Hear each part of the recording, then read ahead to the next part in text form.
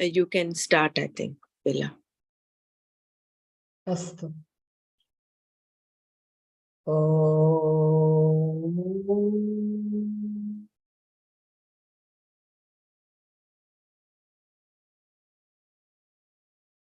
Om.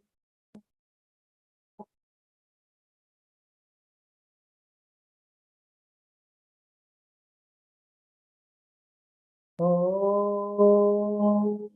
Sahana bhavatu, Sahano bhunaktu, Sahaviryam karavavahai, Tejasvinavadhitamastu ma vidvishavahai.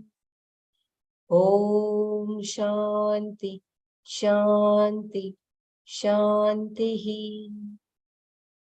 Narayanam namaskrityam naram chaiva narottamam devim saraswatim vyasam tato jayamudiraye. Hari Om, Jai Gurudev. So we were looking at Arjuna's questions yesterday. He had, Bhagwan had given wonderful knowledge, but as innocently Arjuna said, your knowledge is very nice, but my mind is not, it is agitated. So he's requesting Madhusudana, the one who is the killer of Ahankara, and Krishna, the one who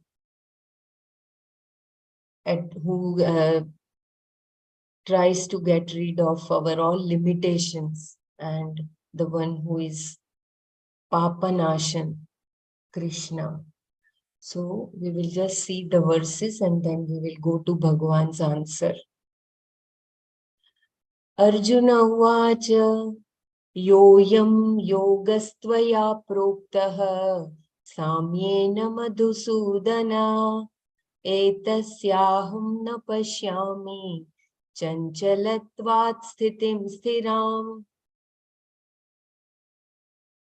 Arjuna said, this yoga that I have talked about as same as, O Krishna, I do not see its steady vision due to agitation.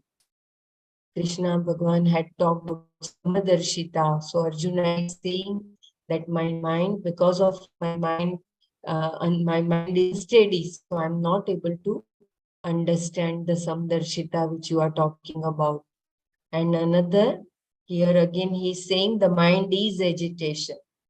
Further Arjuna says, Chanchalam hi mana Krishna pramathi balavadridam tasyaham nigraham manye vayoriva sudushkaram. As we all know, Krishna, the mind is agitation, a strong, well-rooted tyrant. I think of it as impossible to control as the wind. So very beautifully here, Swamiji has defined Madhusudana and Krishna.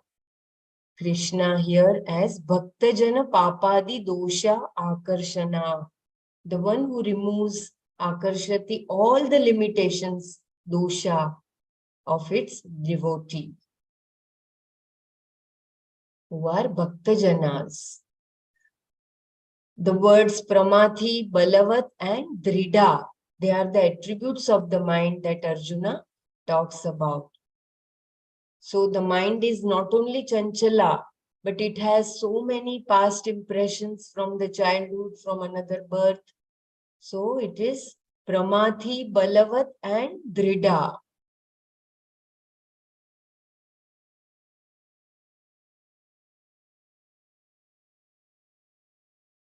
The mind has its roots in childhood.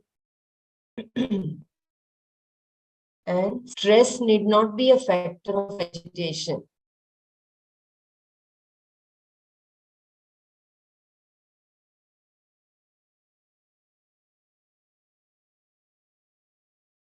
Although Arjuna had lived a very dharmic life, still he that his mind was chanchala.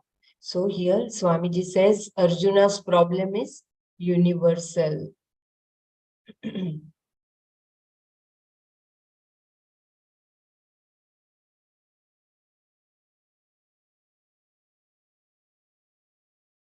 Krishna's answer to Arjuna's both this question about how to manage the mind. Shri Bhagavan Uvacha Asamshayam Mahabaho Mano Durnigraham Chalam Abhyasena tu Kaunteya Vairagyena cha Gruhyate. Shri Bhagavan, Lord Krishna Uvacha said, Mahabaho, O mighty armed Arjuna, Asamshayam, no doubt, Manah, mind, Durnigraham, very difficult to control, Chalam, agitated, Tu, but Kaunteya, O son of Kunti, Arjuna, Abhyasena, by practice, Cha, and Vairagyena, by objectivity, Grihyate, is mastered. Shri Bhagavan Uvacha Mahabaho Asamshayam Mana Durnigraham Chalam Tu Kaunteya Abhyasena Cha Vairagyena Grihyate. Shri Bhagavan said, no doubt, O mighty armed Arjuna, the agitated mind is very difficult to control. But, O son of Kunti, by practice and objectivity, it is mastered. Here Krishna first addresses Arjuna as O mighty armed, Mahabaho. Being a great warrior, Arjuna was of course considered to be mighty, but his might, his strength should include his mastery over his mind. One's strength may be useful for knocking the heads of others, but it is not enough to take care of one's own silly mind. Krishna confirms this here by saying, Asamshayam, no doubt, indicating that there was no doubt that the mind is restless and difficult to master. Who says the mind is not restless? To recognize that the mind is restless is to have won half the battle. Suppose someone tells me that his or her mind is agitated, and I say that getting agitated is not good at all, that it does not solve anything, and therefore do not get agitated. All that will happen is that the person will become more agitated. What use is such advice? It is not as though the person wants to get agitated. Therefore, this particular advice is useless. Telling someone not to get agitated does not help at all. Whereas, if one accepts agitation as the nature of the mind, half the battle is won. So Arjuna's problem is not universal. The first problem Bhagavan said, but the first thing is to accept that it is agitated. Then the half of the battle is won. There is no doubt that the mind is chanchala. That is the nature of the mind. Acceptance is the first step. In the program of recovery sponsored by Alcoholics Anonymous, the first step is for the person to say that he or she has no power over alcohol. This has to be accepted first. Otherwise, there is no hope of recovery. The same thing is true with everything, not just alcohol. I have no power over anger. I have no power over this restless mind. When I accept this, then half the battle is won. Krishna accepts this one great psychological fact, that the nature of the mind is agitation. One does not try to remove the agitation. one simply accepts that it is agitation. Do not get agitated over agitation, thinking that it is something you are going to solve. Also, do not think that your mind is something peculiar, because it is not. Any mind is agitation. Agitation is the nature of the mind, because the mind has to change. It is meant to change. Try to imagine a mind that has a constant thought. A constant thought means that you cannot see anything else. 10 miles ago, you saw one tree, and still the tree is right in front of you. Nothing else is there. No car, no person, nothing. You would not even survive with such a mind. So here, Swamiji is explaining that the mind is its nature to get agitated. So there is no need to feel about it. To accept that fact that you do not have the power over your mind to begin with. That should be the first step. Can I say something here? Yes, yes, please go ahead. Guruji says, yes, accept the situation, but don't say that you don't have the power. No, Gurudev says, you are much bigger than what is trying to control you. Yes, mind is agitation. Yes, you are under the grip of whatever addiction. But to say that I have no power over anger, that means you're not ever going to come out of it. You're reinforcing that. So what Gurudev says is what I have heard, that he says, okay, you accept this anger happened and you had a outburst and all that, but you are much bigger than these emotions. Which is true, And Sima. But then, what do we do in the Disha Pranayam? We I was surrender to the coming to that. angels, I was right? coming to that. So this Yeah. is that aspect. It is, see, unless we recognize the nature of the mind, otherwise it's difficult. And you'll end up in this quagmire of getting angry and then again getting angry with yourself because you got angry. Yeah. Once So you you should not, understand, yeah. should not say this, that I have no power over anger. That's what No, but that Krishna is what says we in do in the 6 Disha point. Pranayam, no? In the Disha Pranayam, what do? We say we have no power over emotions. It is the angels of the whatever direction that are, because of that, We don't they say are we don't have responsible. power. We say they do not, they are they are not part of us. They are the play of the angels, and you surrender to the angels. We don't say we don't have power over anger. We say they are not my nature. That's what you say. Anger is anger, aggression, whatever, all those 4 directions. These are not my nature. We don't say we don't have power over them. We say they are not my nature, and you surrender. They are the work of the angels or play of the angels, and you surrender it to them, and they leave you. That is Disha Pranam, isn't it? And even in 6.5, Krishna says, do not degrade yourself with your own mind by saying that you have no power over your mind. For No, I that, you think need when we read abhyasa, further, you'll counting. understand what Swamiji means. So maybe we'll just read further ahead. That will Yeah, make this it is clearer. just the first step. Yeah, To yeah. begin with the first step. It is like in the nursery, the child begins his first step. So the first step is not to resist, but to accept first.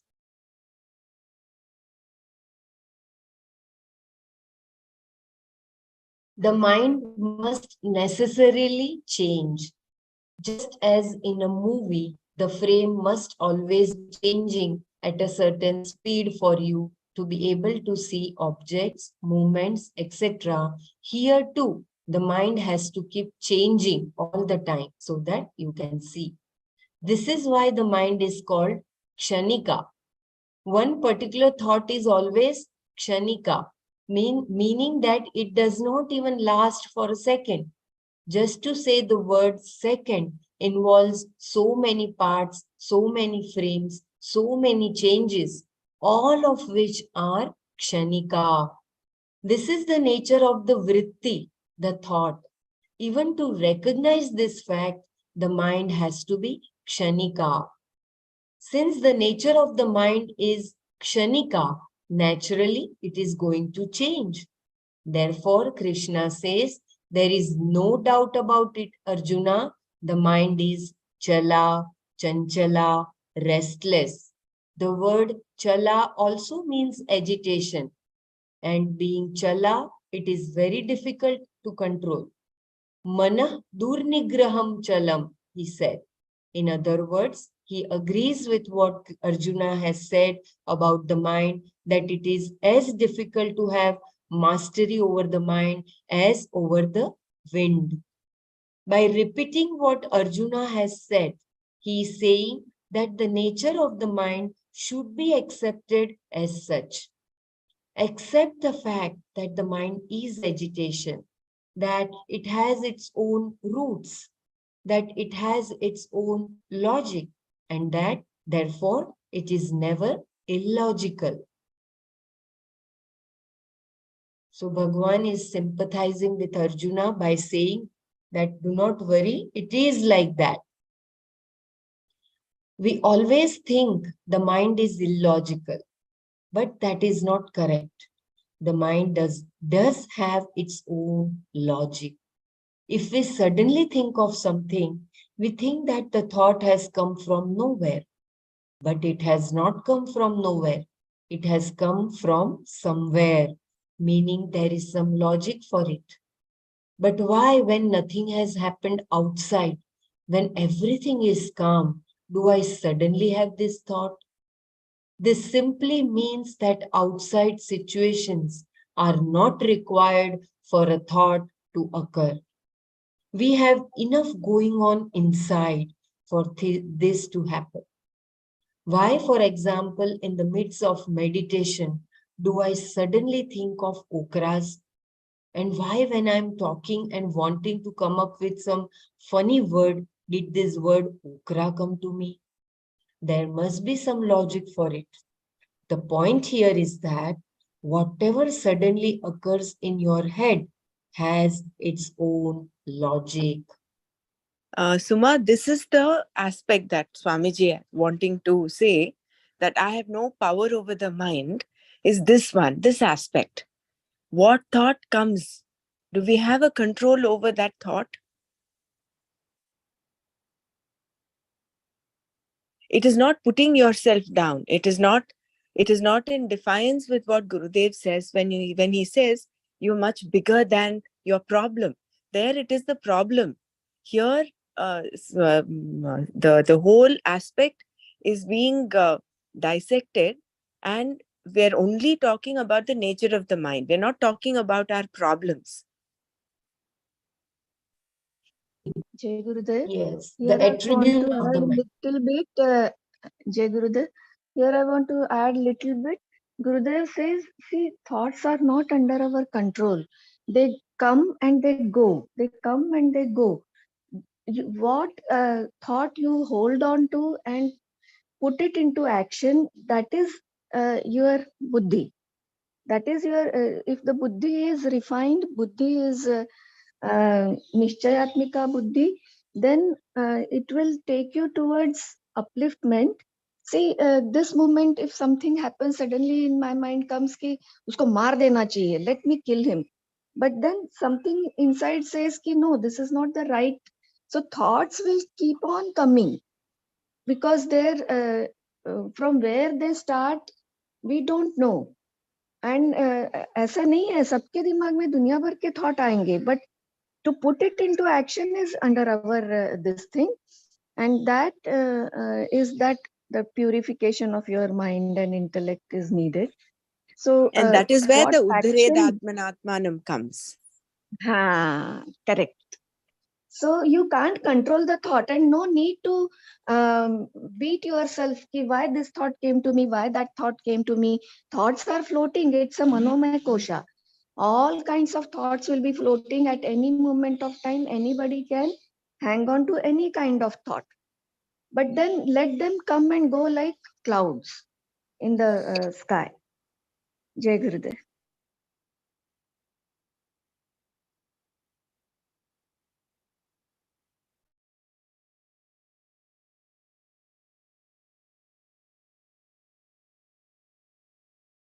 That That's very when beautiful. the problem arises when we hook on to some thought and start putting it, like if it is the sensual pleasure, some memories, and then if it is driven by my own vasanas, then it takes you away, your mind outside in the objects, thinking that there is some joy in the people or situations, thinking that the person or the situation will give me the happiness, and that is the all trigger point from where the downfall starts.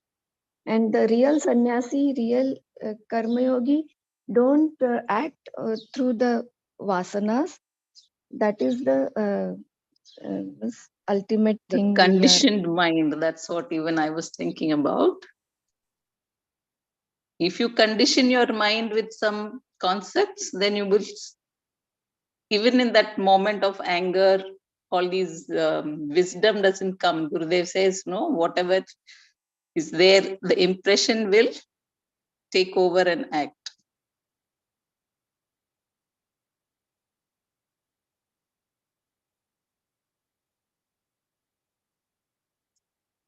And yes, these advanced courses, they purify these impressions. So very powerful program that we should not miss. So I've been missing quite a few, but I realized that these vasanas are erased only through advanced to my knowledge. Maybe there are other techniques, I don't know. And of course, abhyasa and vairagya.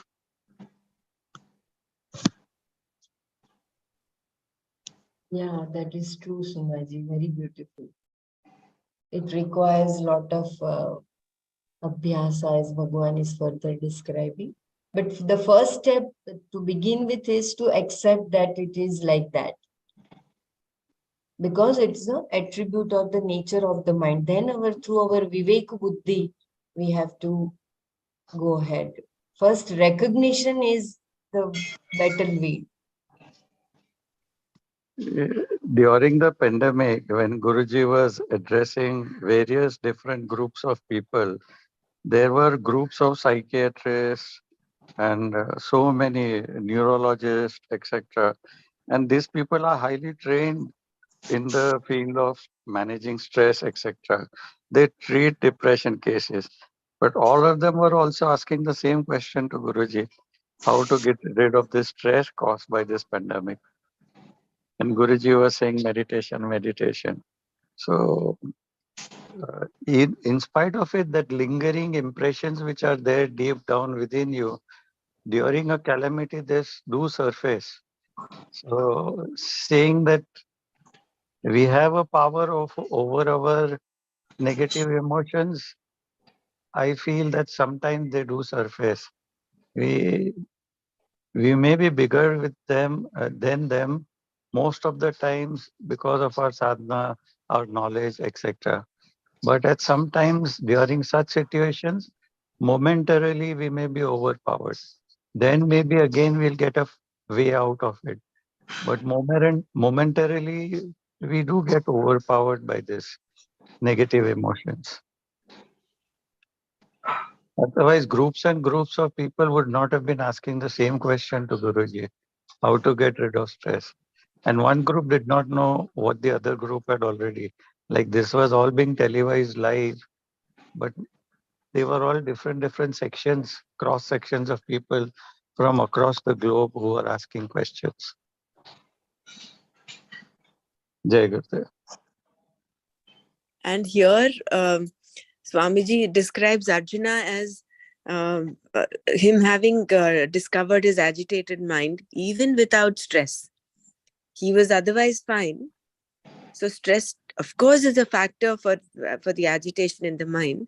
But even without it, the very nature of the mind, because it is kshanika, it is constantly, it's like the waves in the ocean, no?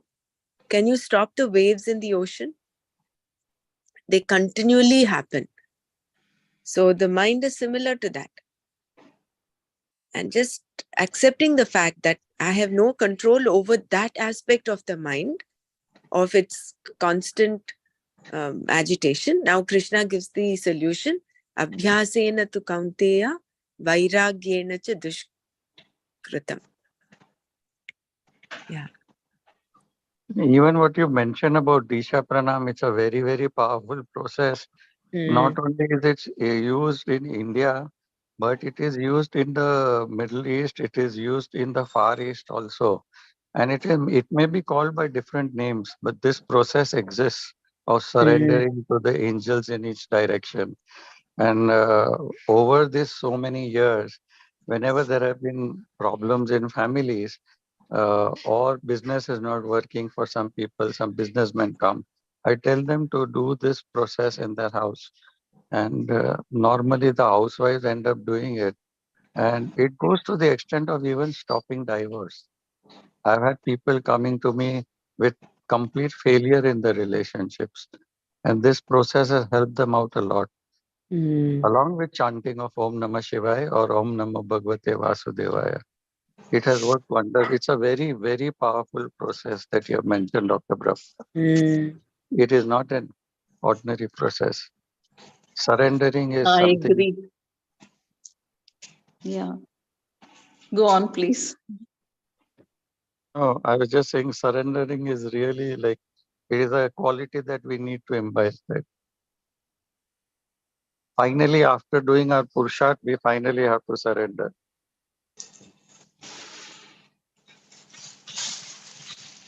Is there any technique where you are not affected by other people's energies? I usually get caught up with other people's strong energy. So is there any technique for that? One is I'm aware now, I think. Till a few years ago, I was not even aware of. But now I'm aware that I suppose it happens to everybody. The more powerful energy in the room, everybody gets influenced by that. But of late, I have noticed that. And I don't know if any technique to not to be disturbed by that.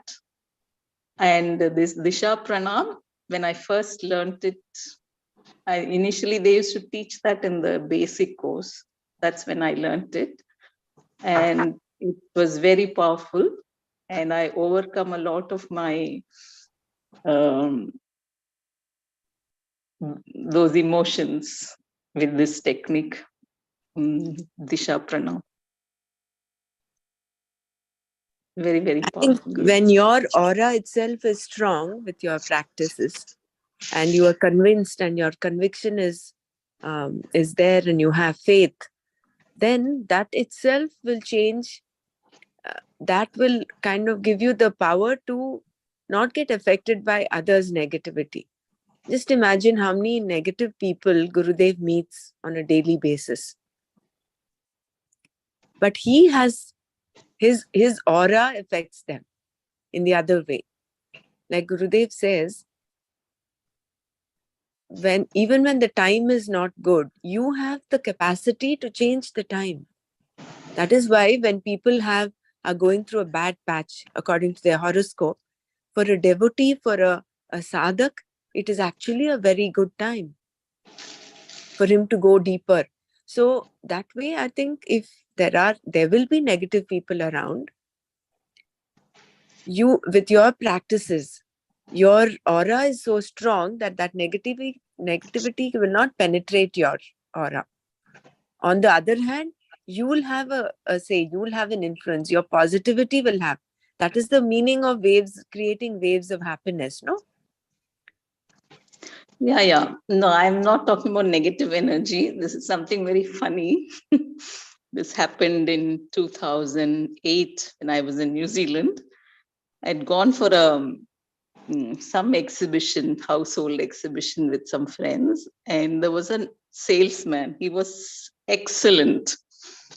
And whatever he sold, I ended up buying, from all kinds of knives to juice squeezers and wipes and this and that, all kinds of things. I don't know.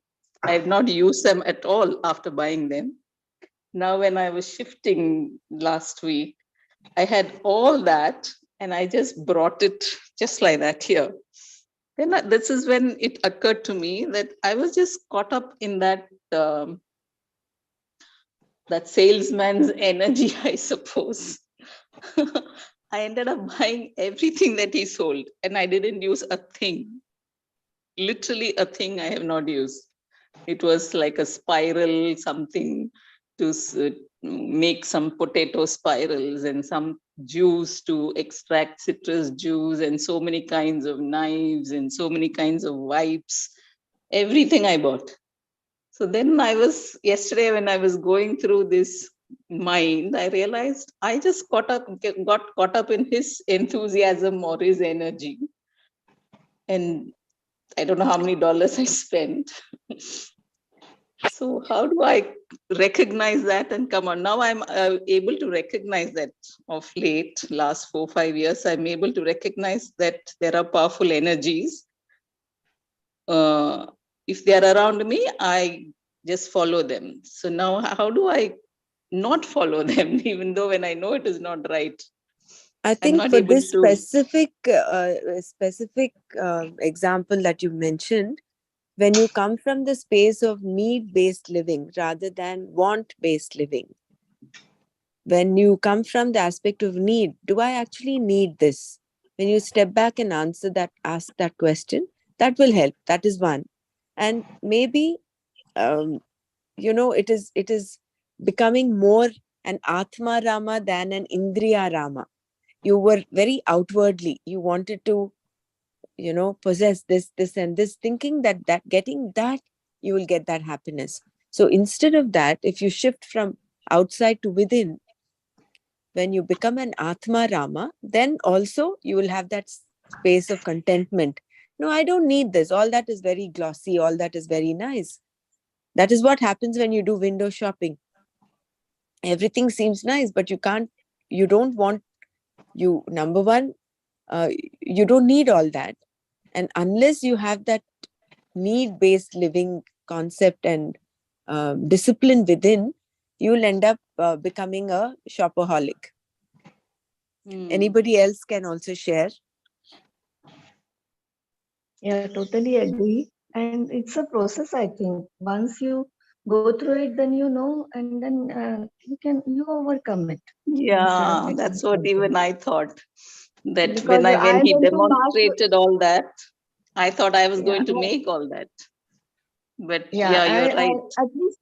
at least you got something, some objects in your hand. I was more stupid before coming to Art of Living. We were in Las Vegas. One fellow nicely he showed how much money you can make into that putting the coins and all. And funnily, I lost so many dollars. Ended up getting nothing but the way, because they are moving around to catch people like us.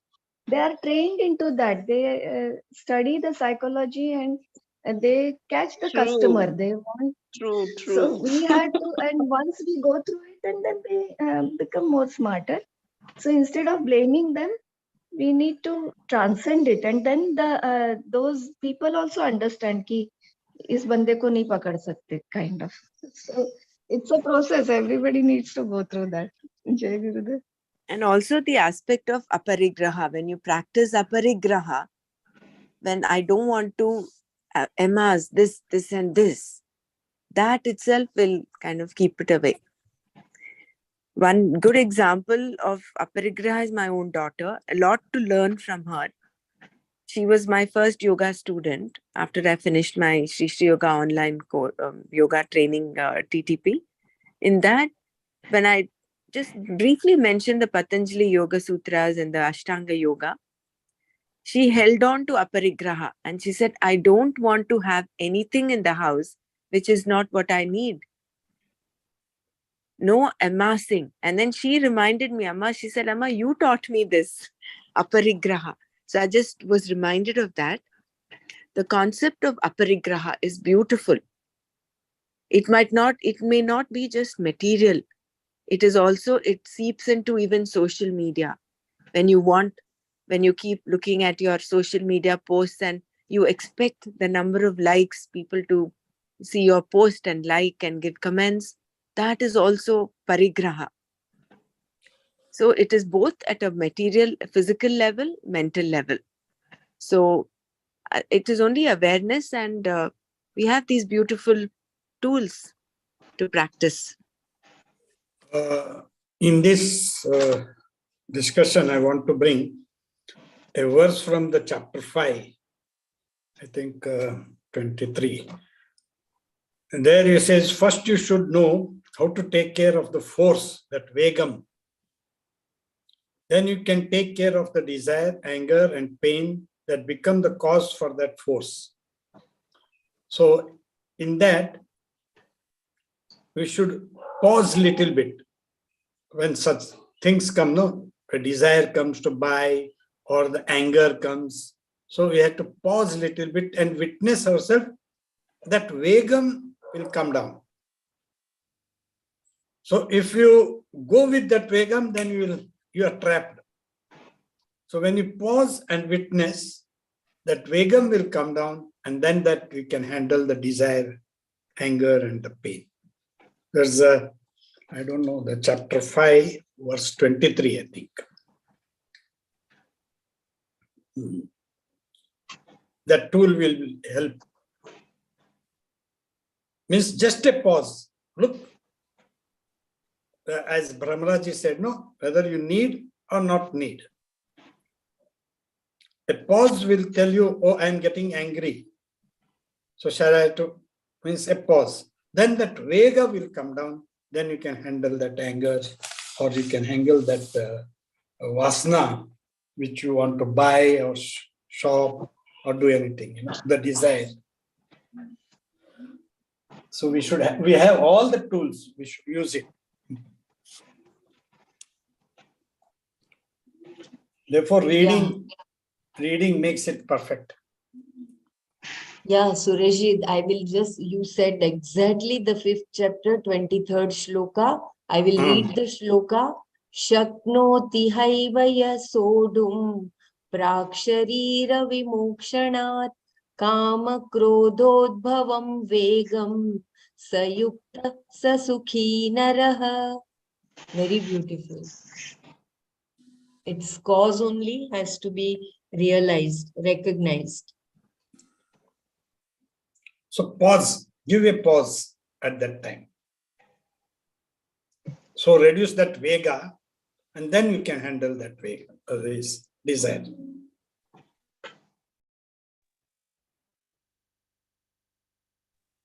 Even in Vastu, they say that what you have not been using for 3 years or so, you remove it from your house, like old clothes or something which you are hanging on to. If for 3 years you have not used it, you are not going to use it. All this clutter also causes negative energy. So remove it from the house. Things which you have not used for 3 years. Really, we had to imbibe this habit, because otherwise, ये काम में आएगा, वो काम में आएगा करके we make a big garage store of our whole house, every corner.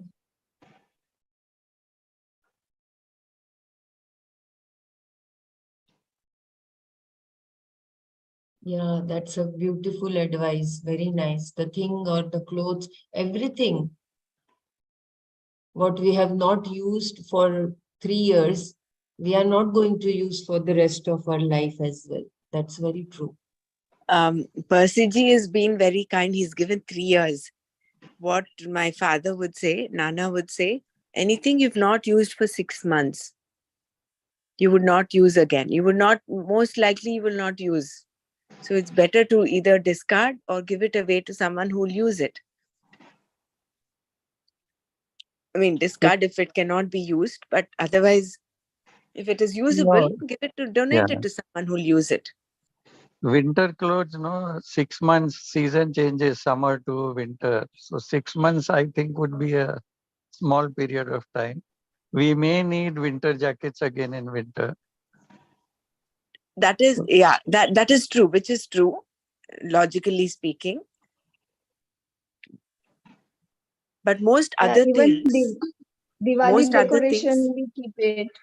Diwali for Ganpati Modaks, like so many small, small things.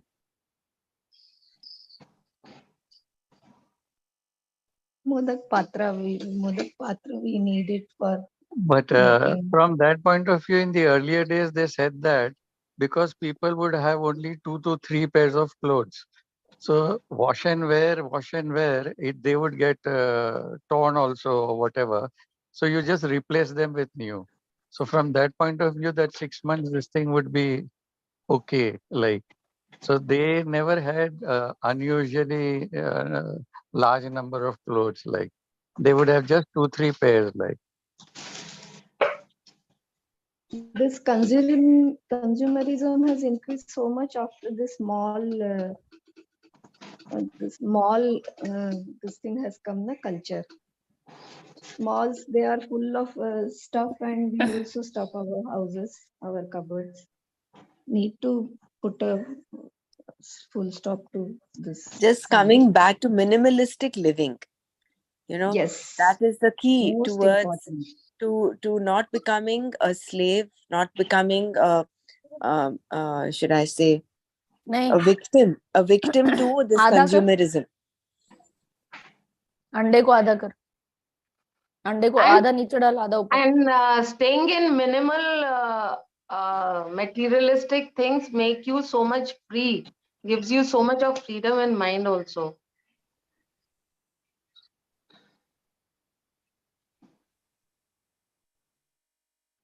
Even this electronic goods and wires and whatnot, connectors, so much electronic garbage also is getting collected. We don't know which one we are going to need when, and we keep on collecting it. With every gadget, some more accessories come. They are lying. Then one more something. It's increasing only. Electronic garbage.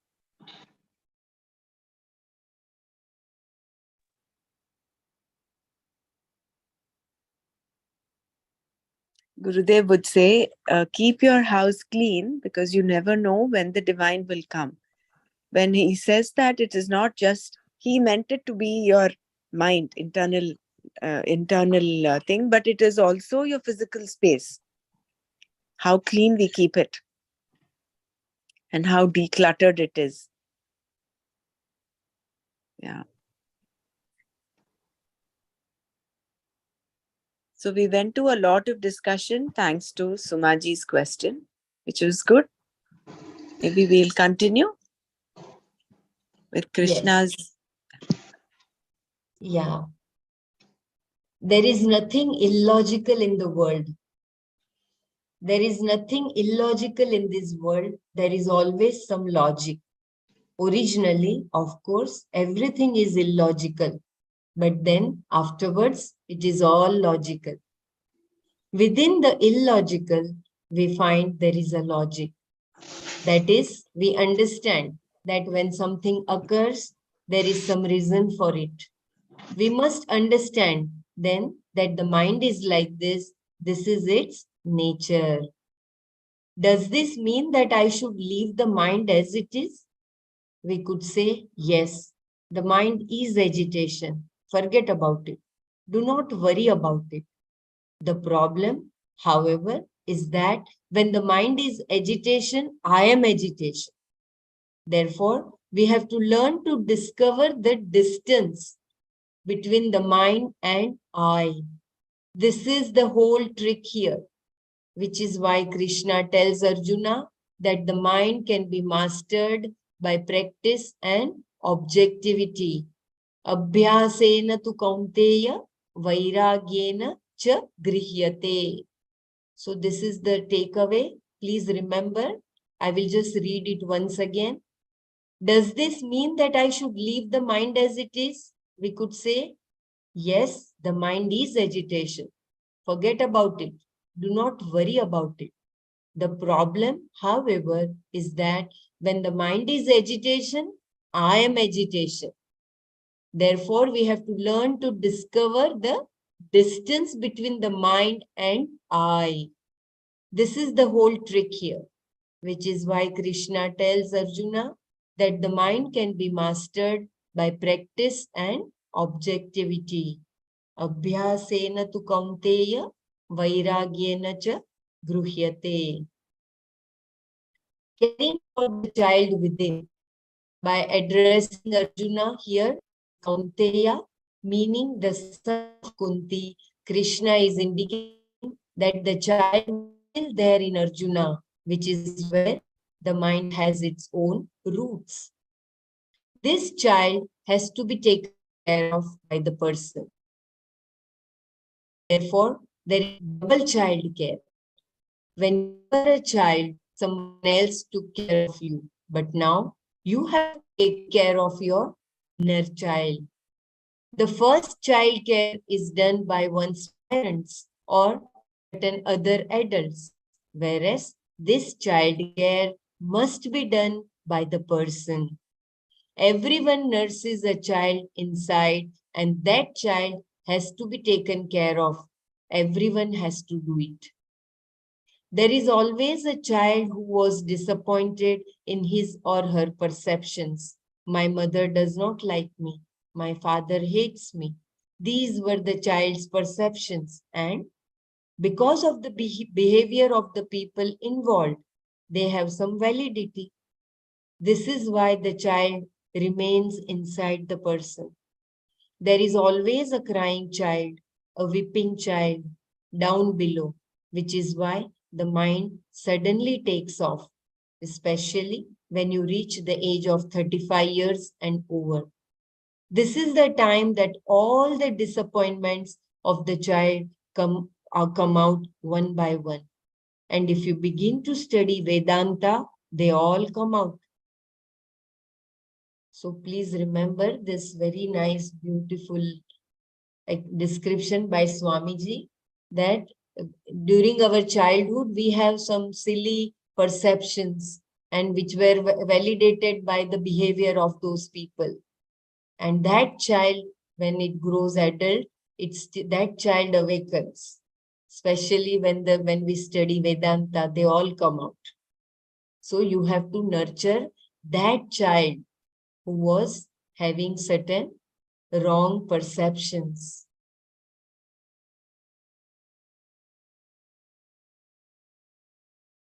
Studying Vedanta means that you look at yourself. Previously, you were doing other things. Looking at yourself is the first thing that must be done here, which is when the child comes out. When else will this child be taken care of? It has to be taken care of. It has to be addressed. Otherwise, you become 75 years old and are still a child. This then is the point Krishna is making here by calling Arjuna as Kaunteya. First, he refers to Arjuna as an adult, Mahabaho, and then asks him to take care of the child by addressing him as Kaunteya. So beautiful. Even by Sambodhan, Bhagwan is differentiating that you may be physically strengthy, Mahabaho, but there is a small kid inside you who needs to be taken care of first. So he calls him by Kaunteya. Krishna then tells Arjuna how this is to be done, saying that by practice and objectivity, the mind can be mastered. Abhyasena vairagyena cha grihyate. And what is this practice? Abhyasa. The practice is the practice of yoga, just discussed by Krishna, through which a certain distance is gained between your mind and yourself. This distance enables you to look at yourself positively, to see yourself exactly as you are, to see what the nature of I is. In this way, you come to understand that every thought is you, no doubt, but that you are free from thought. I repeat this line because it's a takeaway line. In this way, you come to understand that every thought is you, no doubt, but that you are free from that thought. Seeing this particular fact more and more, seeing it inside very clearly is what is meant by abhyasa, practice.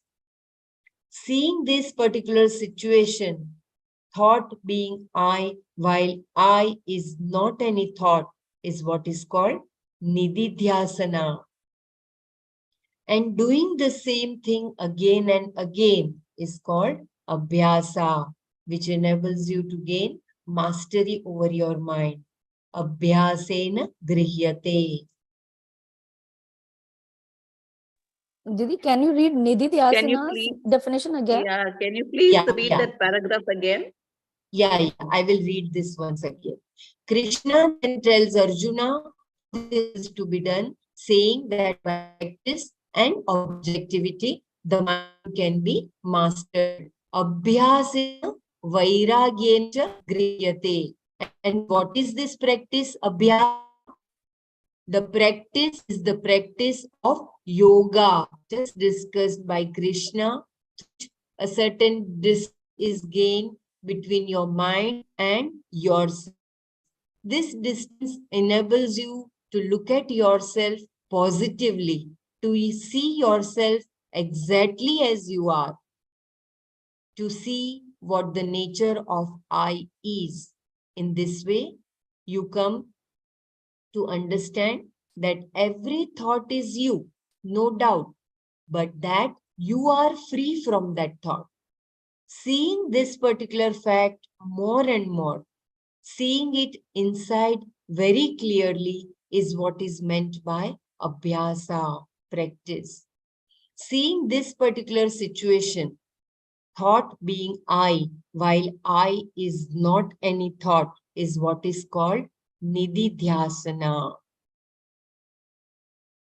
And doing the same thing again and again is called abhyasa, which enables you to gain mastery over your mind. Abhyasena grihyate. So Here basically, I would, sorry. gap. Yeah. Sorry, Persiji, please go ahead. No, I just wanted to bring out in the our part one course when we are doing, the first thing we do is we teach the yoga breath, the deep abdominal breath. We say put your right hand on your navel and observe that your stomach is coming out as you're breathing in. That itself is so relaxing. The agitation in the mind stops. So I just correlated that with this paragraph that we were rereading just now. That constant practice, even that agitation can be stopped by just concentrating on your breath, like taking long, deep breaths, the yoga breath as we call it. So then the last line, which is there over here, we gain mastery over our mind. So the agitation stops, the mastery over the mind is achieved by concentrating on taking deep abdominal breaths. Just 7 to 8 yoga breaths and we are through. The disturbance ceases in the mind. Jai Gurudev. Yeah, that is very true. And creating this distance between the thought and I, or whatever is happening in the mind and I, that distance, that is the abhyasa. And seeing this particular situation, thought being I, while I is not any thought, is what is called nididhyasana.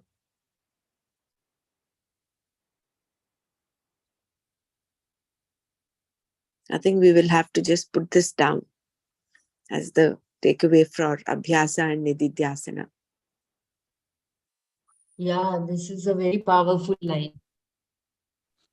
You know, And doing, and doing when it you say again that, and again is abhyasa.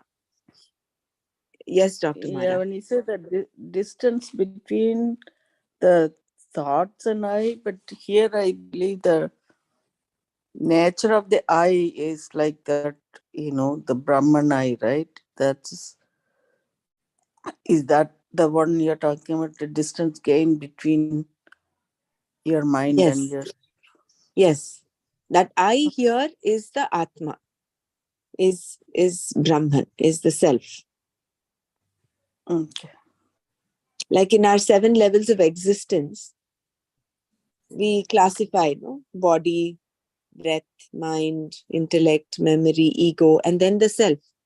So seeing yourself as separate from that, there is a gap between yourself and the remaining levels of existence.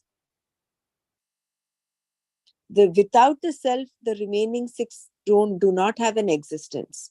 So the thought is because of I, but I is not the thought. This I It is is the self, consciousness, anything, all that, whatever we name it.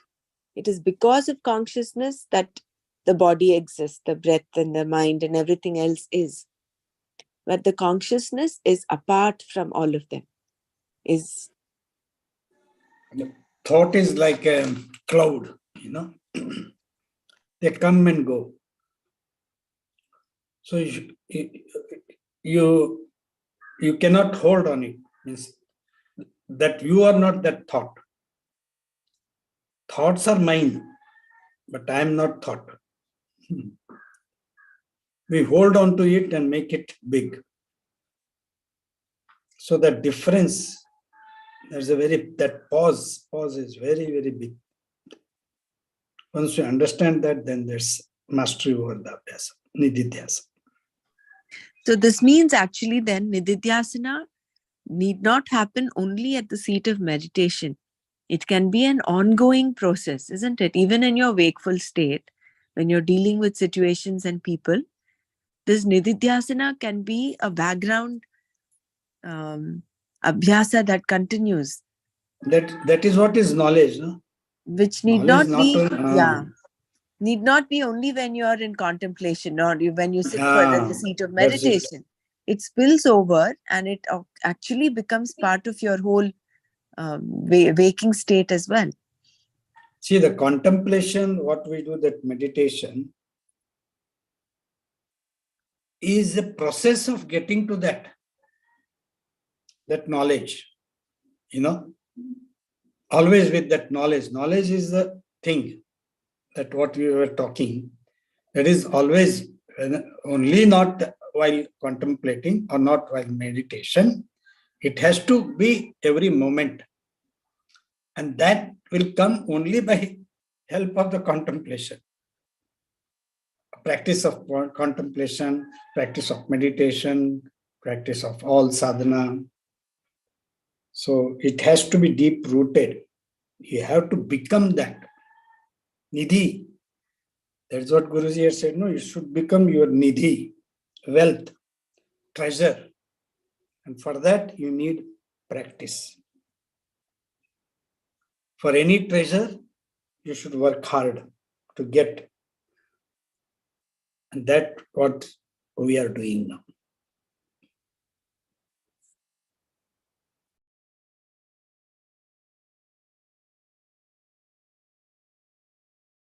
Because so many avenues are giving a new direction. I mean, it is so beautiful.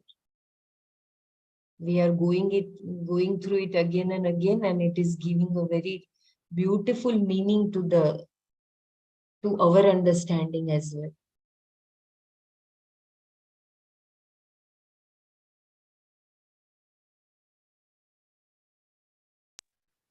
These sessions are one of the best things which is happening to our lives, isn't it?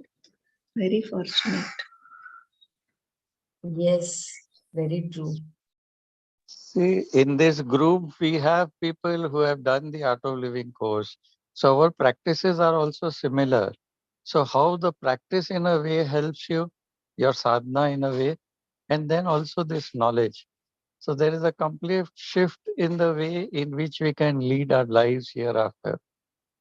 There is so much of equanimity in our minds. We don't lose our equanimity. We remain equipoised.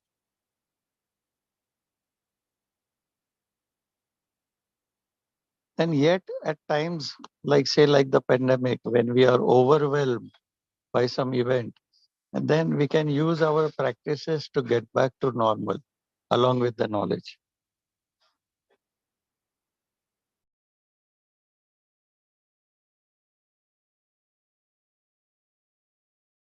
Yeah, that's very beautiful, very true.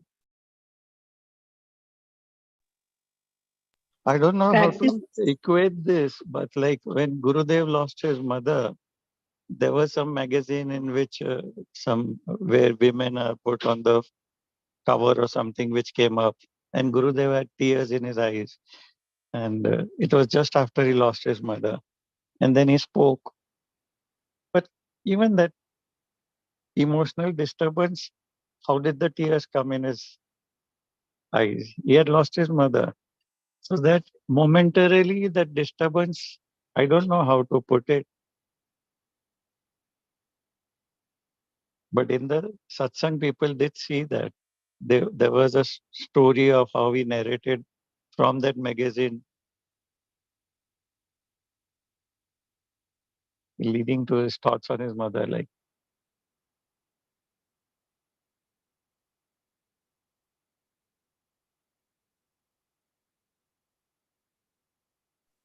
Jai Guru.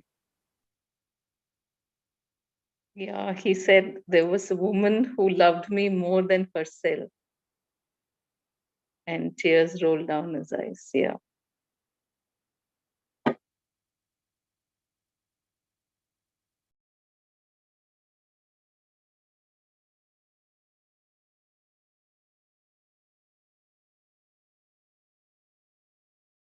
That's a wonderful discussion. Shall I read for little time, Brahmaraji, for 5 minutes, and then we can open it for Yeah, I discussion? think we'll do the japa aspect and then we can open up for discussion. I think we've had a lot of discussion on this.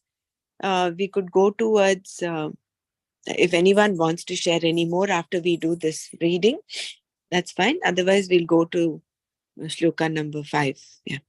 Go ahead, Bela.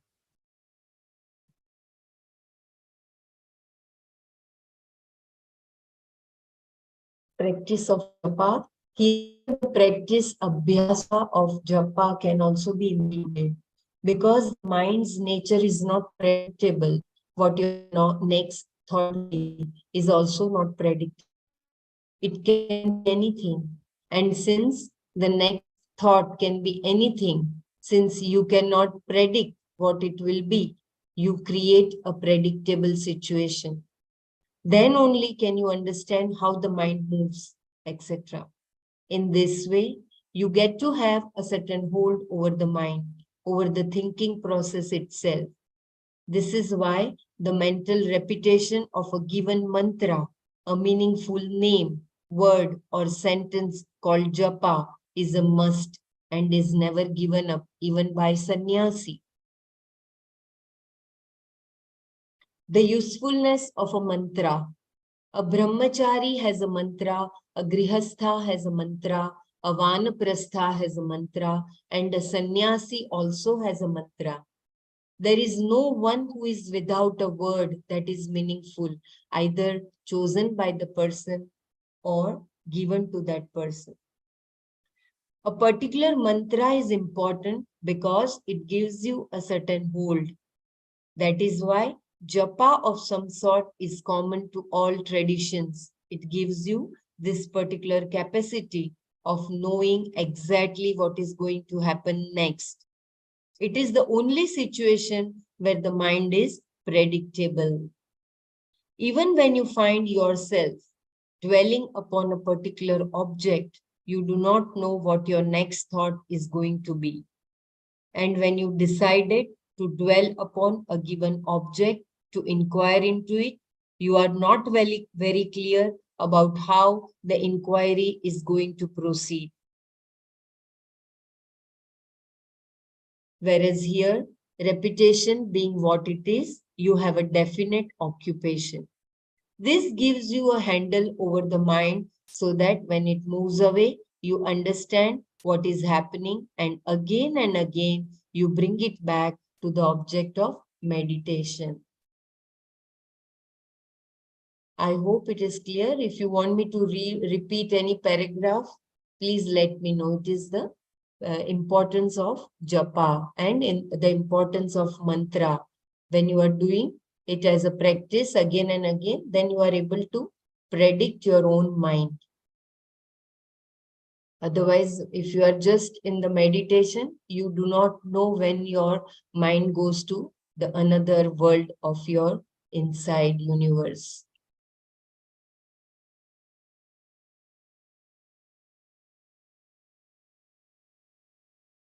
Here, Atma is as though the object of meditation in order to make the mind abide in the Atma, to make the mind Atma Samstha. This Abhyasa, this practice is the meditation that is in keeping with the teaching. The repetition itself is called Abhyasa. Even is Sanskrit grammar, Abhyasa means duplication. Because of this abhyasa, you learn the ways of the mind. You come to have some insight about it. In this particular abhyasa, even the object of distraction becomes an object of meditation as discussed earlier. Wherever the mind goes, there I turn my attention. Yatra yatra manoyati tatra tatra samadhyaha.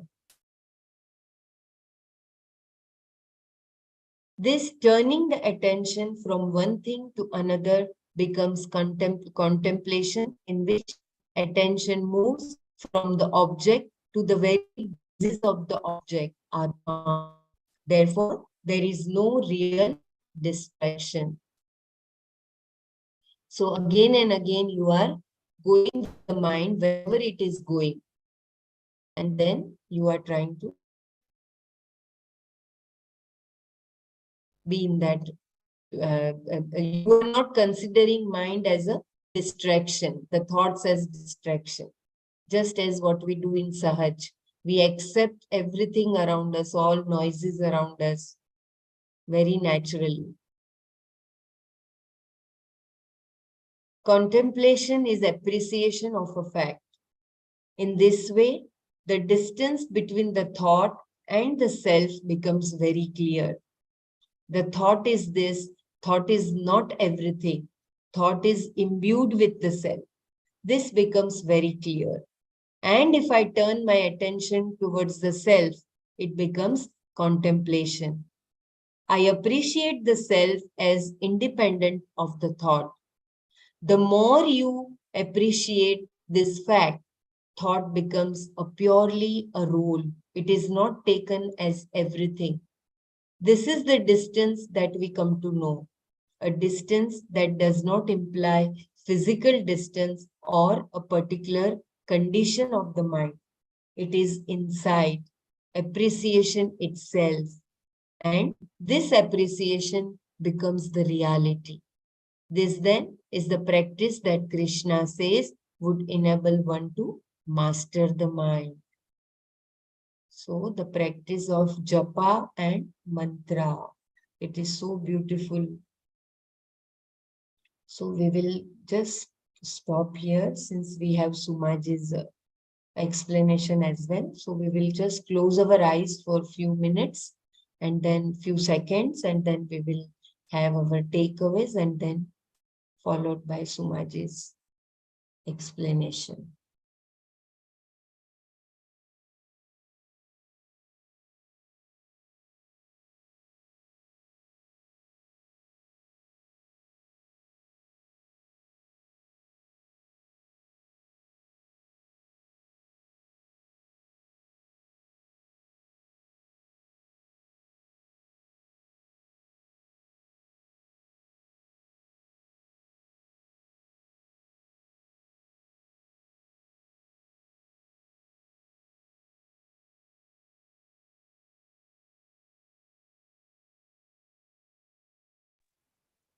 So accepting that the mind is agitated, mind's nature is agitation, is kshanika, that I have no say over it because it has its own logic.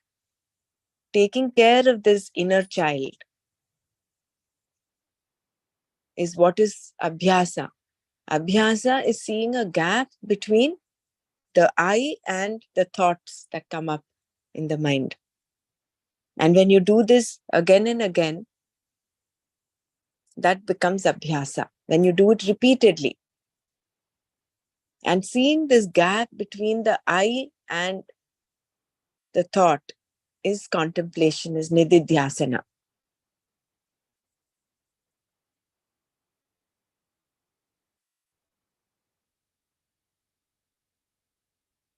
And in order to do that, we have japa as a beautiful tool.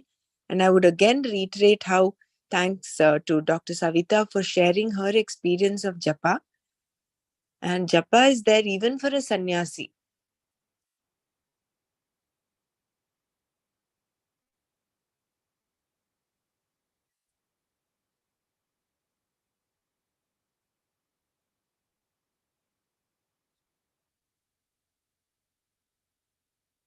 So that will be a very useful tool if we have not started doing japa. Is that will be a great tool that will aid us in this practice of abhyasa, creating that gap, because you can then predict what your next thought is going to be. So the usual unpredictable nature of the mind, you are slowly kind of training it by doing it again and again and again. You are creating a predictability for the thought.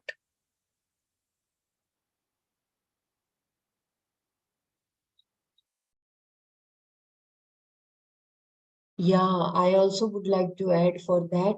Thanks to Dr. Savita for bringing it to the notice. It's really very beautiful tool, and my in-laws have said that you do not need any particular time or place, so you can do that at any time, any place, anywhere. So that is also very beautiful.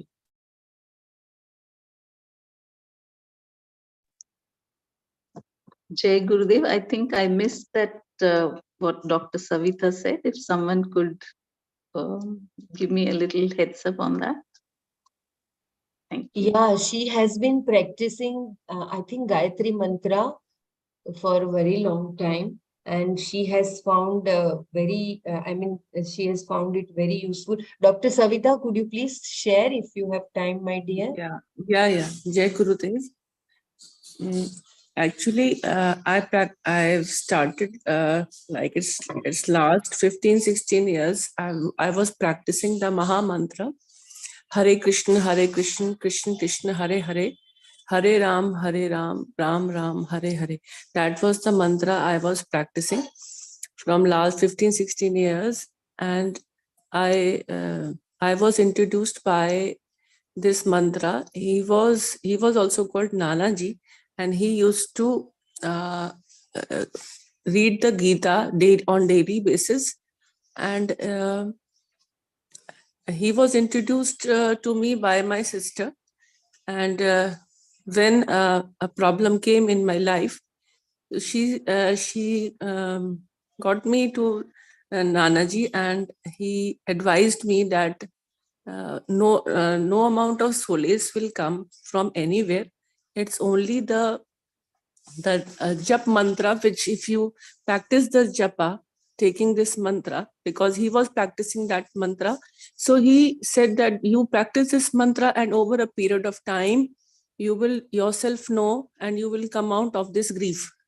So I took it very sincerely and I practiced, and within 6 months, I could see the changes, how the calmness, how the serenity, and overall, like the expression which was of very troubling and that type of sorrow that was on my face, the people could observe that you are looking very peaceful and like very serene. So the mantra which he told me on a jap mala, like it was a 27 bead mala. You'd multiply by 4, then you get the figure of 108. So that was given to me.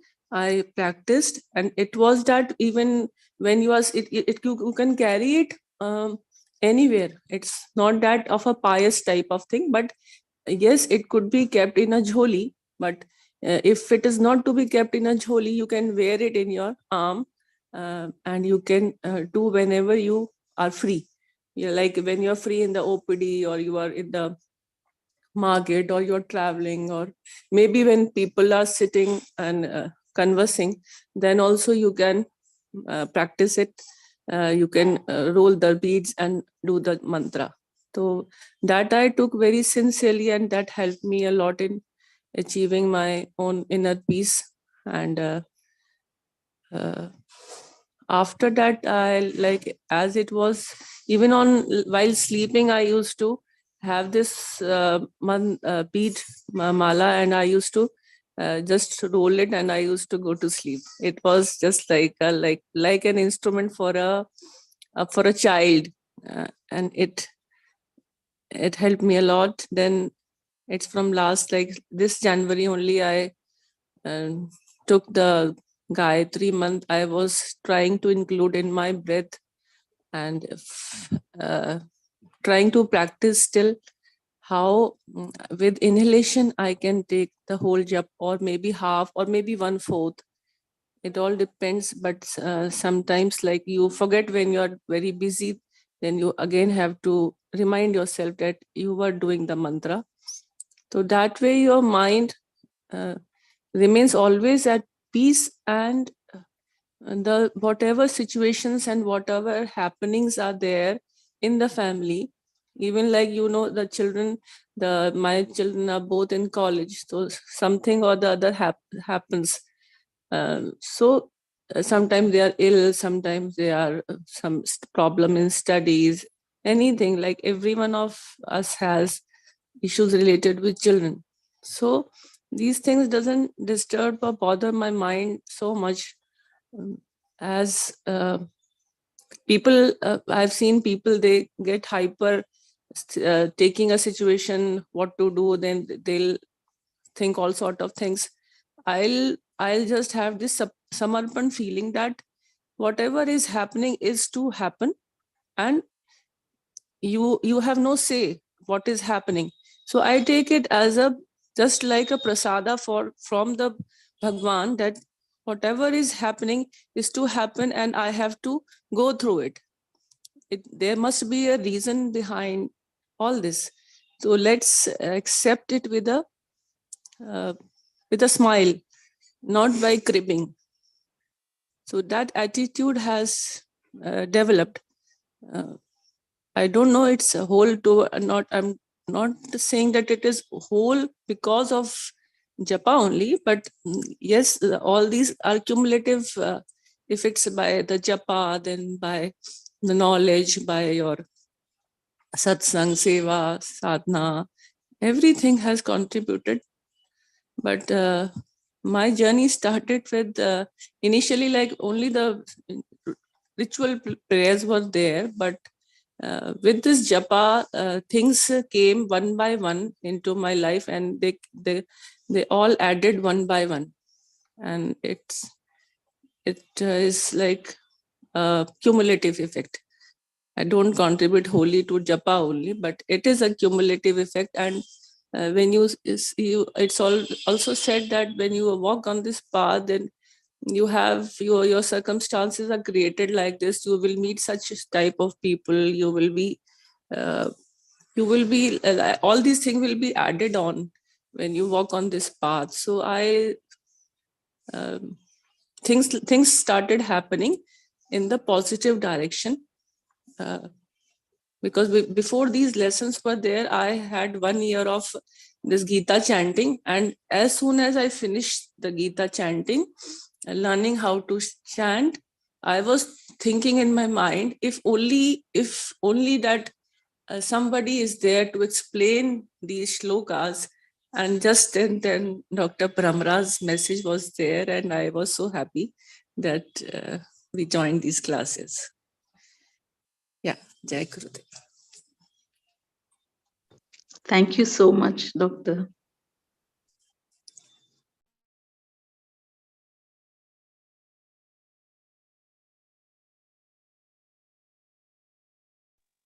That was wonderful sharing. I just was wanting to share one more before we hand it over to Sumaji. The gap is such an important thing. The gap between the I and the thought, the gap between chanting Om, and the gap also the Rechak. It's not Rechak, it is um, the gap when we take our inhalation and then you stop, you hold your breath. That stillness when you hold your breath, that is so important. So the gap is such an important aspect in our sadhana. And also when you do the japa mantra, it is the gap between the chant, in between that chant, it is in the gap that you experience the stillness of the being. So I think that gap is what we have to really hold on to. Just wanted to share this one. I think that is in, I think, which course? Sanyam, Guruji always say, in that waiting period, then there only Vijnan Bhai. Vijnan Bhairav. Sorry, yes, sorry. That waiting, that is the beautiful, that gap. How Guruji has integrated all the courses. That thing of Gopika, Antare Madhava. In the Rasa Leela also, between the two gopis, you have Antare Madhava. It is in that gap that you actually experience, recognize Madhava there. Yes. Just wanted to even share he this. was telling, when you do even the exercises, he showed it also. Even the boat exercise, just waiting there in that gap, many things can happen. Here that I and the thought process going on, the thoughts, that gap, I think is the most important takeaway from today.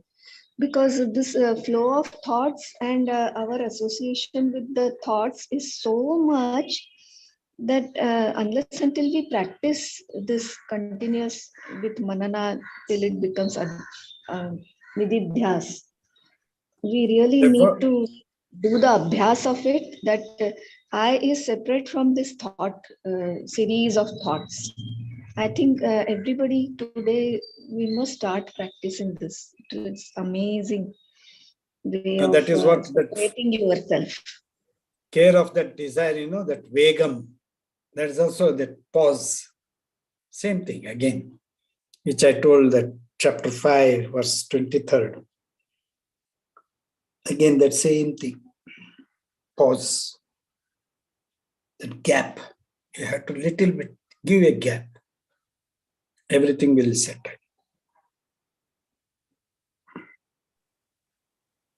I think we have a few minutes. We'll go. Suma, are you ready to take on the Shloka 5? I know that's a very important shloka. We might not complete it. I think we'll continue that tomorrow as well, so that we do it completely. Yeah, go ahead, Sumaji. Okay. Brahmaraji, sorry to interfere. Can you just repeat that Gopi Shloka once again, just quickly, please? Yeah. Gopika, Antare Madhava. Dhanyavad. Sumaji, please go ahead. Thank you. Somehow this shloka comes back to me. 6.5. And while I was reading it, I realized 6.5 and 6.6 go together. So 6.5 is... Sumaji, you want me to share screen for that shloka, or you can share? You can share. I have a book. I will read from the shloka from the book. Yeah, just a minute. Yeah, you can continue. I will just, yeah. Uttaret atmanatmanam na atmanam avasayate avasadayet. Uttaret Bella, I will atmanatmanam share screen. atmanam avasadayet. Atmaiva hi atmano bandhur atmaiva nipur atmanaha. So Bhagavan says that we have to lift ourselves with our own mind. And Nanaji also said, no, while he was teaching this sloka, that there's nothing called transcending the mind, because you need the mind to lift yourself. So how can you transcend the mind? So lifting this is my understanding, lifting our mind by our own mind is the abhyasa. And here I again go back to what Gurudev says, that you cannot tell yourself that you are useless, worthless. You may feel like that, and that will take you down to depression. But at the end of it, it is with your own mind that you have to lift yourself out of this loop of thought. And that is where abhyasa and vairagya comes in. And the nature of the mind is that when the mind is your friend, is in your control, it is your best friend. But when you are in the control of your mind, the concepts in your mind, the impressions in your mind, the karmic impressions, then it can become your worst enemy also. So that is what the 6th shloka says, that bandhur atmanastasya enatmanam enatmanaiva atmana chitaha atmanastu shatrutve vartetatmaiva shatruvat. So he says, for the one who has conquered the mind is the best friend. But the one who has failed to conquer his mind, the mind will remain the greatest enemy. So I have shifted myself from just understanding the knowledge to, as I think Belaji said, that if everything is a process that we are going through. So even the understanding shifts. So I started now focusing on what should be my abhyasa to uplift my mind when it is drawing me down. And also we have to come to the state of equanimity, no? So even when I'm excited, I have to become aware of my mind. So the first step is what is going on in my mind, awareness. And if these thoughts are pulling me down, then I need to practice. And if the thoughts are taking me to the other extreme, there also I need to practice to come back. So here I thought the opposite values I should apply. And dispassion is something that I have seriously started practicing, because the minute we depart from this world ceases to exist for us, and we for the others as well. So all these relationships and all these achievements and disappointments are all temporary. So here is where I need to detach myself from this through abhyasa and vairagya. And today, when we talked about the gap, I need to detach or create this gap between me and what I think is my achievements or failures. So this is something that I thought of last night.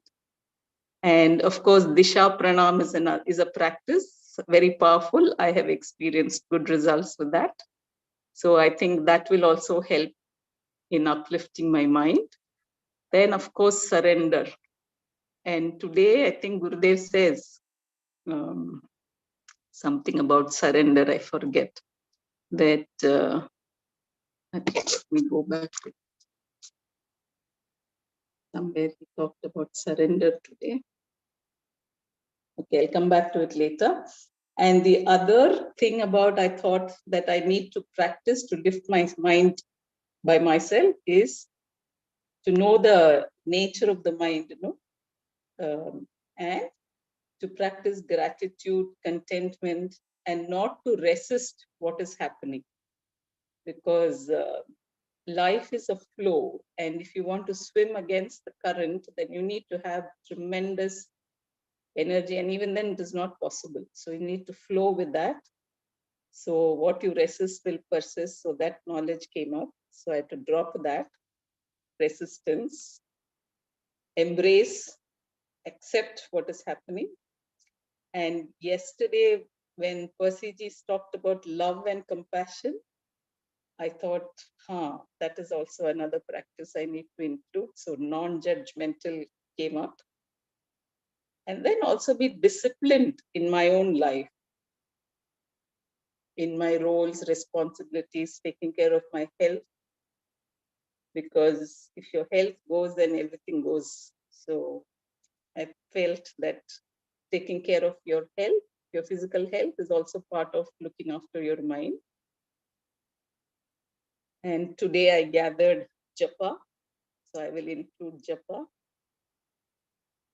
Yeah, that's my take on this shloka. Thank you.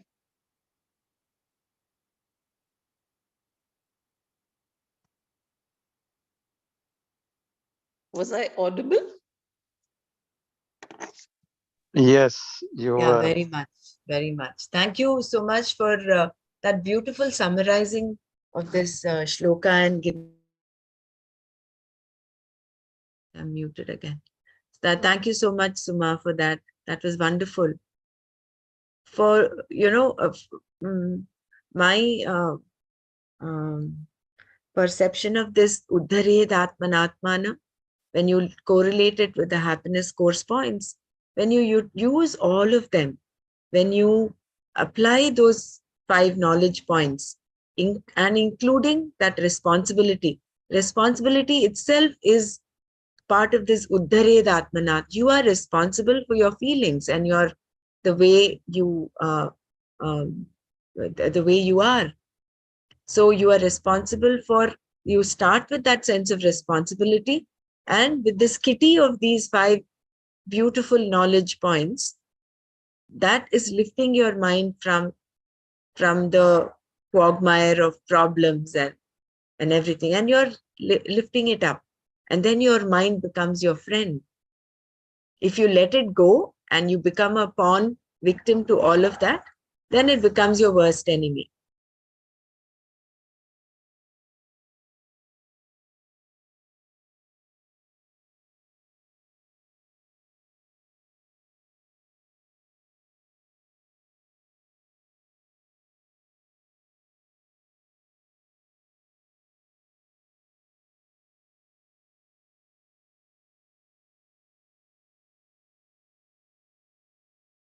If anyone wants to share towards this shloka, that's fine. Otherwise, maybe we will close the...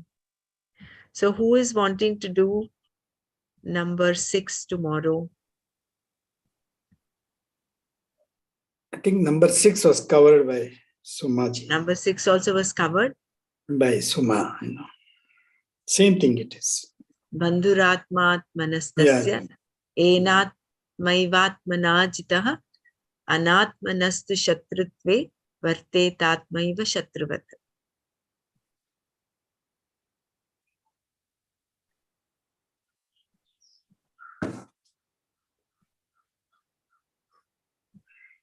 Yeah. When we are doing these shlokas, it is also good. It is, of course, good to give our understanding. It's also good to summarize what Swamiji is trying to give us, is Swamiji has mentioned, so that then we get a hold on what is being conveyed here. That will also add to everybody's understanding, because he's dealt with very beautifully.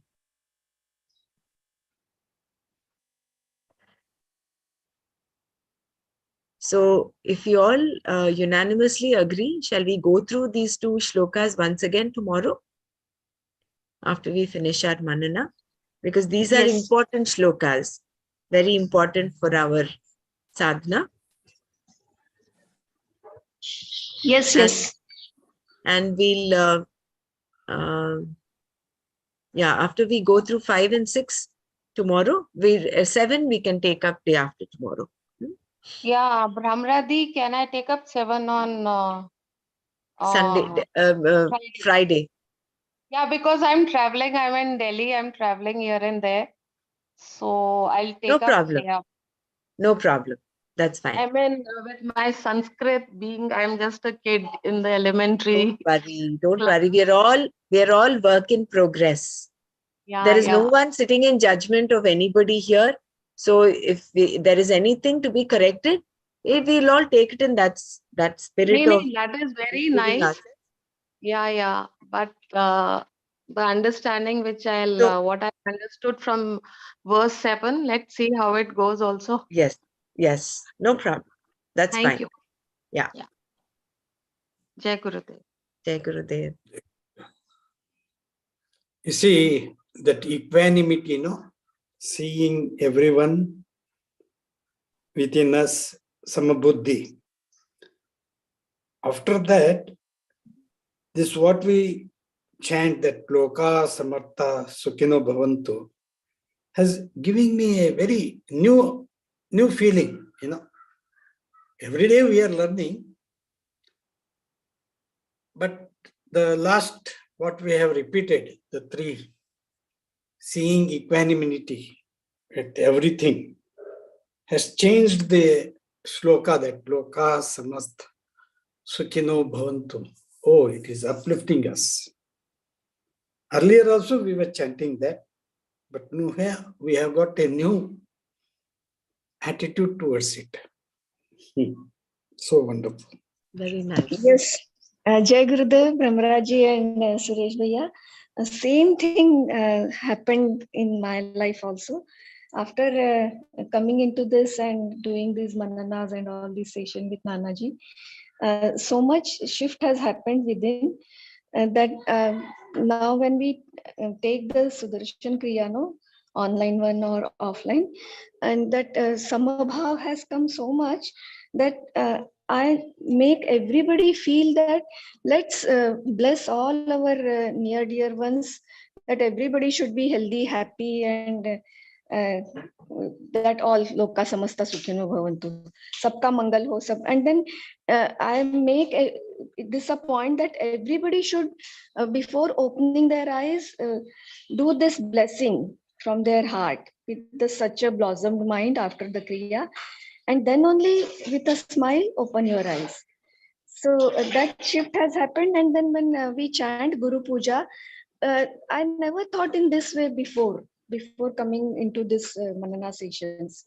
Uh, that separation was like unknowingly it was there. I never realized it also. That I am performing Guru Puja, you all keep your eyes closed and sit and be in that bhav. But now, what my instructions are, you also in your own mind do the Guru Puja. You offer everything in your mind simultaneously. That what just now Suresh Bhaiya said, same thing is coming more and more automatically in the consciousness. I am so grateful. Wonderful, wonderful.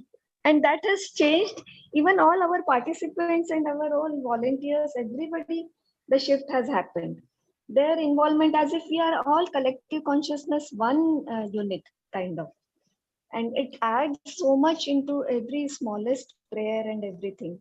Unity has happened, collective consciousness. Jai Gurudev. And that too, when you finish Sudarshan Kriya, Guruji says, no, Loka Samasta Sukhino Bhavantu. It hits the nail. I observed this. After he says all the chanting, the end. Yes. Beautiful.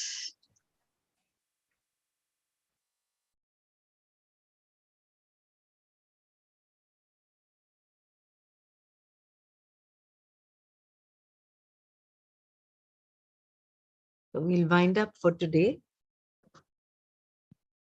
Om Loka Samasta Sukhino Bhavantu.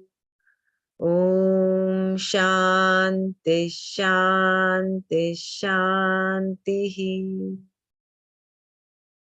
Om Sarvam Shri Krishna Arpanamastu. Jai Gurudev.